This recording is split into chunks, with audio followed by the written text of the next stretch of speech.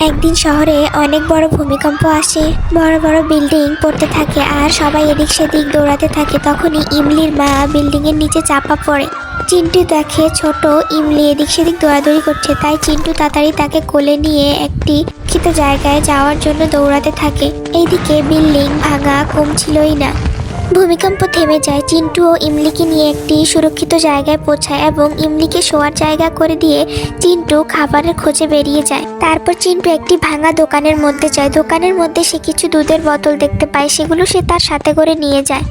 সেগুলো মূলত চিন্টু ইমলির জন্য নিয়েছিল, তাই সে সেগুলো ইমলিকে খাওয়াতে থাকে। অপেক্ষায় ছিল যে কখন অ্যাম্বুলেন্স আসবে। আগুন জ্বালিয়ে সে ইমলিকে আগুনের পাশে রাখে, কিন্তু ইমলির জ্বর বাড়তেই থাকে। কিছুক্ষণ পর অ্যাম্বুলেন্স আসে।